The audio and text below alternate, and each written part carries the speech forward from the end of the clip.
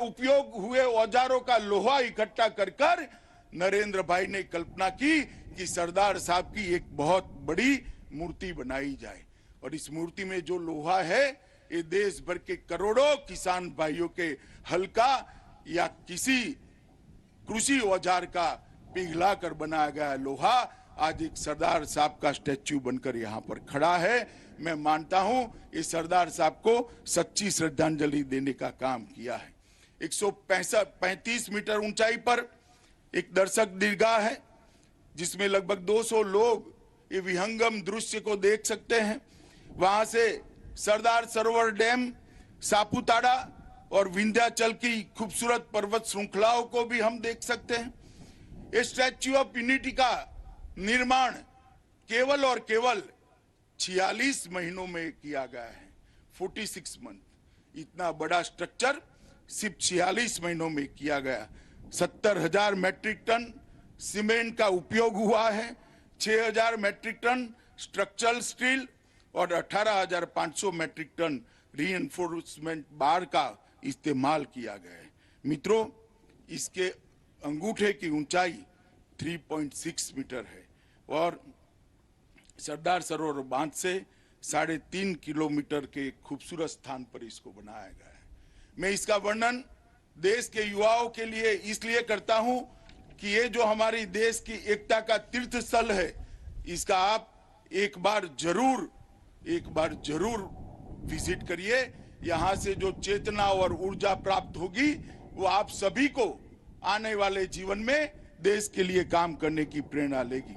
मित्रों, 30 महीने के भीतर, इसके उद्घाटन के 30 महीने के भीतर 50 लाख से अधिक पर्यटकों ने स्टैच्यू ऑफ यूनिटी के दर्शन किए हैं और एक साल से भी अधिक समय में स्टैच्यू ऑफ यूनिटी ने अमेरिका में स्टैच्यू ऑफ लिबर्टी के फुटफॉल को पार कर दिया है। आज यहाँ पर हर रोज 15,000 से ज्यादा टूरिस्ट आते हैं और ढेर सारे लोग यहाँ पर आकर सरदार साहब को श्रद्धांजलि देते हैं।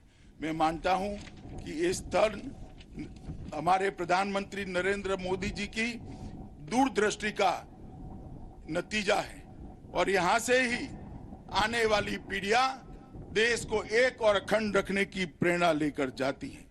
मित्रों, जब भारत में 2014 में बदलाव हुआ, मोदी जी के नेतृत्व में सरकार बनी, तब 2014 में प्रधानमंत्री मोदी जी के नेतृत्व में 31 अक्टूबर को राष्ट्रीय एकता रूप में मनाने का निर्णय किया गया और इसलिए किया गया कि सालों तक आजादी के लिए सरदार पटेल ने जो संघर्ष किया वो सालों तक हमारी युवा पीढ़ी को प्रेरणा देता रहे।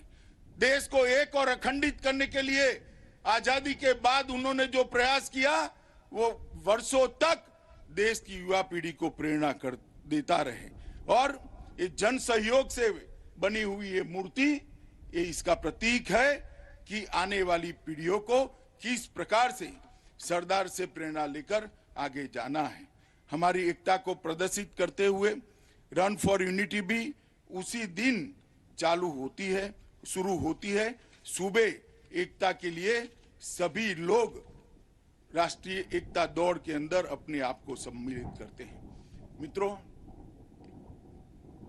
यह आजादी का अमृत महोत्सव का वर्ष हम सब के लिए बहुत महत्वपूर्ण है।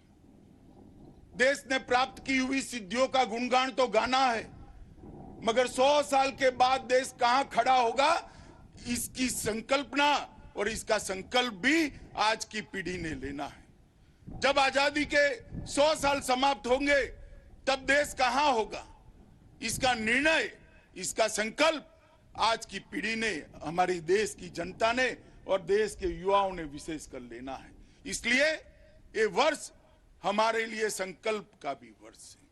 देश के 130 करोड़ की जनता अगर एक एक संकल्प लेती है और जीवन पर्यंत ये संकल्प को पालन करती है तो देश की आगे बढ़ने के लिए ये बहुत बड़ा जरिया बना है। नरेंद्र मोदी जी ने हम सब के सामने एक संकल्प रखा है, ओजस्वी तेजस्वी भारत का संकल्प, विकसित भारत का संकल्प, समृद्ध भारत का संकल्प।